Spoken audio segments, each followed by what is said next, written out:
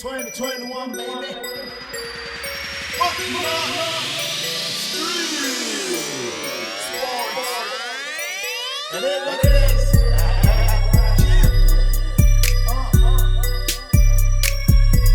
Y'all ready?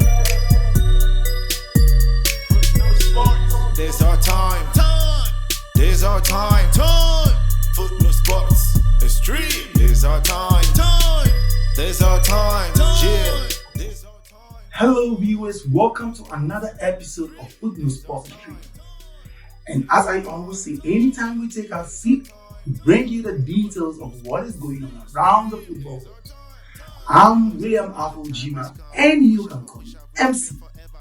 Okay, so viewers, please, if you are new to this channel and you haven't subscribed yet, please click the subscribe button and hit the notification bell so that anytime we upload a video, you will get alerted.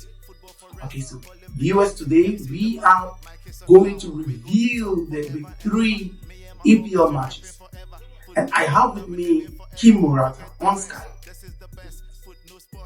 Hello, Kim Murata. Yeah, MC. Hello. I'm doing good. How are you doing?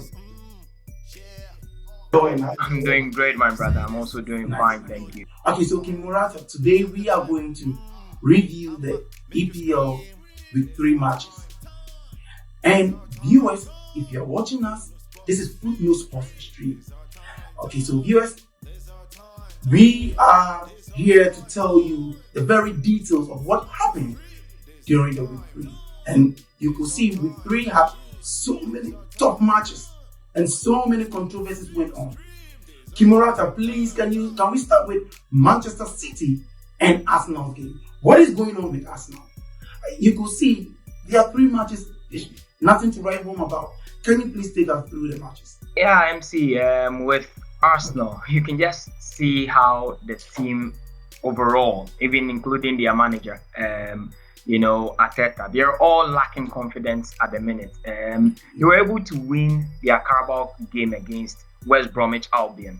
Let's not take it, anything away from West Brom. They played with their academy boys. It wasn't their full-fledged, team.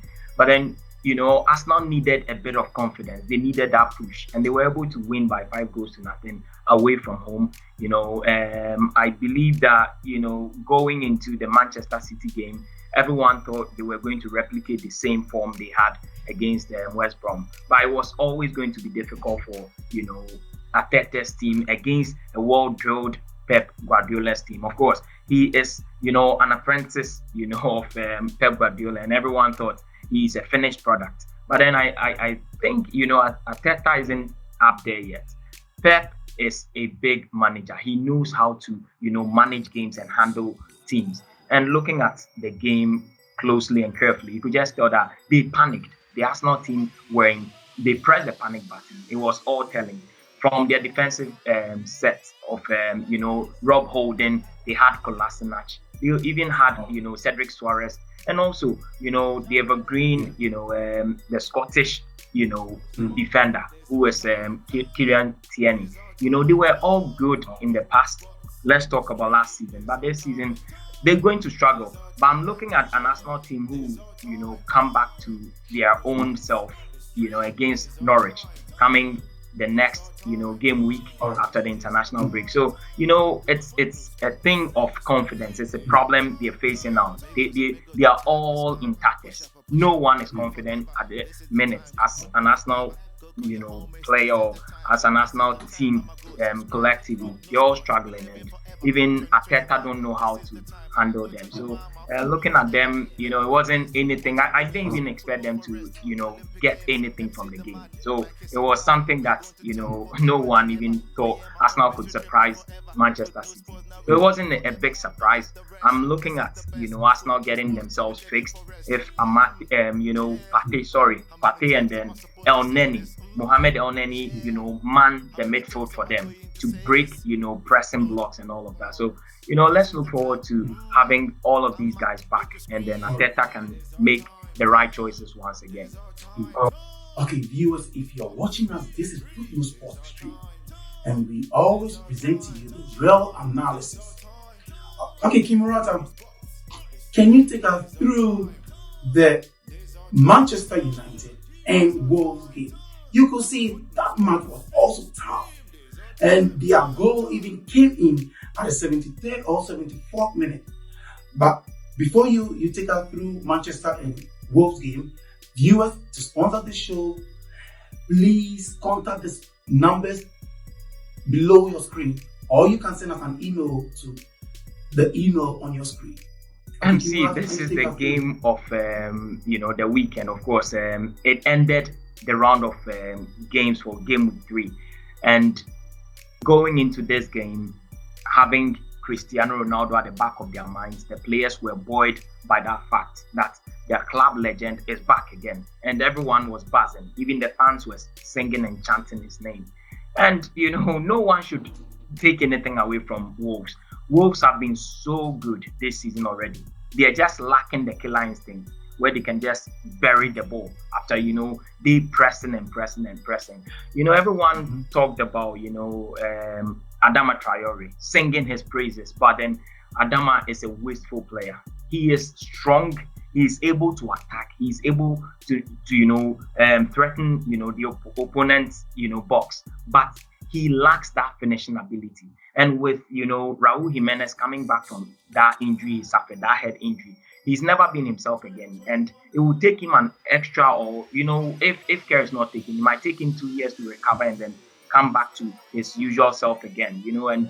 And it was really sad looking at the Wolves team playing so well. They did the same thing against Tottenham Hotspur. They lost that game again before last weekend's game.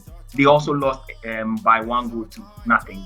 And it's so painful. They always created chances. They couldn't even bury the balls. That was their only problem. You could just tell that Trincao, coming on loan from Barcelona, he is a really good player. He's going to help them. And I really didn't understand why Lage had to put Daniel Podence on the bench. I call him the new Hazard because he controls the ball like Hazard. He's the same at the same height as Hazard, and that boy is really clinical. All right, Kimura. Okay, so Kimura, let's move to the game of the week between Liverpool and Chelsea. This match was one match that the whole world was expecting. And I want us to talk about the referee's decision that he took on Mendy and Reece James. People are talking that they are saying the decision the referee took on Reece James was harsh, and likewise Mendy. So I want you to give us the real analysis. Then both coaches were very tactical. So can you please take us through? MC, thank you for the opportunity again. Again, this was the game of all footballing fanatics all over the world, waiting to watch on Saturday. On a Saturday, that was the last game everyone would want to watch before they go to bed. And, it was a big game. No two ways about that. Tuchel and then his German compatriot, Jurgen Klopp. These two managers are well-drilled technicians. They are astute. They're good at what they do. And then looking at the game, it served as, thrills. It was intense. The intense, that you want that kind of that intensity there, and you got it from the onset. You would see what Chelsea were planning to do. They were trying to contain the Liverpool team. They know they played with the high line, and so the only thing you do is you just will use your 2 10s. You're talking about Mason Mount and then Kai Havertz. These two players, not Romelu Lukaku. They were only going to use these two players, Mason or Kai, to break Liverpool down, which, of course, we saw that paid off, where Kai Havertz was the one that scored the goal. If they relied on Romelu Lukaku, Chelsea wouldn't have scored any goal. And then with Liverpool, I knew they were going to get a goal of some sort anyway. Even if not for the penalty, they would have still scored a goal. When it comes to Reece James, MC, it's a clear penalty. It's a clear penalty because he moved his arm and then he took the ball off that scoring position. It happens. I would have done the same. You would have done the same. And so, that we can, pardon him for. Of course, he took one for the team. But then the, harsh decision of giving or flashing the red card was what we've been talking about. Anthony Taylor, he went to just look at a still picture and then he judges and says, okay, it's a red card. Of course, in the rule books, it's true. But then if he had watched a moving picture, he could have decided that, okay, it's a yellow, and then I'll still give a penalty. That is fair enough. But it was too harsh. And he spoiled the game. That was when I knew the game was gone. Because in the second half, Tuchel played a 5-3-1 system just to block Liverpool, just to cut passing lanes, to make sure they don't get any goal. Okay, viewers, if you're watching us, this is Footnotes Sports Extreme, and I always say we present to you the real analysis, and you will hear from the great Kim Murata. He has given us the analytical football review. So you heard from our analyst, he said everyone is going by the law book, so we just have to go by it. Okay, so Kim Murata, I want you to use within 1 or 2 minutes, just review, just give us some analysis about the other matches. Okay, MC. So I made a pick of the Everton-Brighton game. It was really a good game. I'm seeing something that Everton are really starting to gel, and it's a good thing. I love teams being, themselves and having an identity, not allowing teams walk over them. And this is what Benitez is doing with his Everton side. They played so well. They really defended so well collectively, and then they scored very good goals. Demarai Gray scored from an attacking threat from the wing, and then he cuts in, shoots with his left foot, and he scores. But then the second goal, where there was a controversy between, Calvert-Lewin and also the Brazilian Richarlison, who wanted to shoot and take the penalty kick. But then, it's always like that. That is the rule that, Calvert-Lewin should be doing that. And so it had a bit of controversy there. But then overall, I thought that game was also, a nice one. And so basically. Okay, Kimura. Okay, so viewers, if you're watching us once again, this is Footnotes Sports Extreme, and we present to you the real analysis. And thank you, Kimurata. Thank you for taking us through. As always, anytime you call on me. EPL matches. Okay, so viewers, please, to sponsor this show, just contact the numbers below your screen or send us an email to the email you will see on your screen. And please, if you are new to this channel and you haven't subscribed yet, please click the subscribe button and hit the notification button so that anytime we upload a video, you will get alerted. Kimurata, once again, thank you for coming to Footnotes Sports.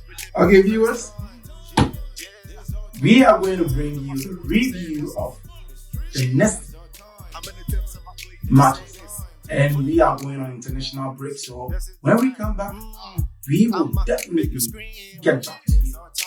And also, the Champions League is just right on the cards. So just catch you on our next episode. Once again, we are Marco Jima, and you can call me MC. See you. Now we're living forever, forget the rest. This is the best. Footnotes Sports, we're living for rest. Yeah. How many times am I supposed to say this?